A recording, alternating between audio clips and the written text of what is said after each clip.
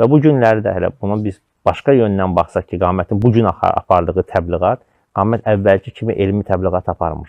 Qamət əvvəlki kimi elmi təbliğat aparmır. Assalamu aleykum, əziz müştərilər. Sizləri Coffee-Lay'dən bir daha salamlayırıq. Bu günlər sizə məxsusi bir içki təqdim edirik.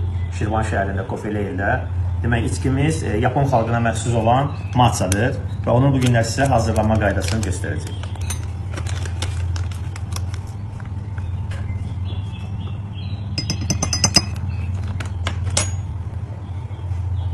Sonra isə öncədən hazırlanmış, temperaturdan nəzarət edilmiş, tam qaynar formada olan biz adi su ilə bunu həll etməyə çalışacağıq.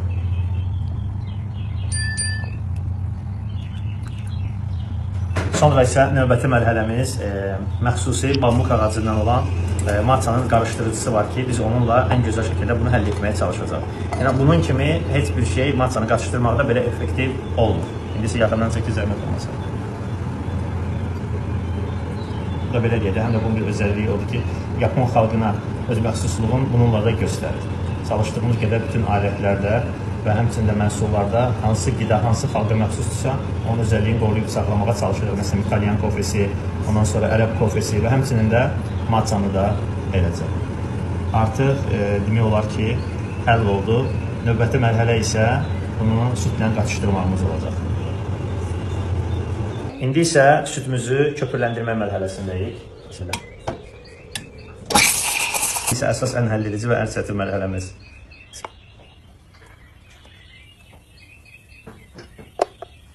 İndi isə artıq belə deyək də, bunun üstünə bəzək vururuq ki, bəzi adamlar xoşlayırlar, xüsusilə şəkil çəkdirmək istəyənlər və s. Onlar üçün məxsus olaraq üzərinə bəzək vururuq. Tamamlanma işlərimiz sırf zövqə qaydan bir şeydir. Şokoladlı və çiyələkli toppinglə belə deyək, üstünə bəzək vurduq. Amma bunu bəzi insanlar sadə olaraq da içirlər. Yeri gəlmişkən deyim ki, üstünü düzəltməkdə bizim baristamız bizə köməklik elədi.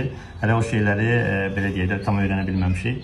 Amma sizin xidmətinizdəyik. Bizim baristamız bunu daha gözəl, daha dadlı təqdimatla sizə təqdim edəcəkdir. Yolunuzu gözləyirik. Allah'a emanet olun.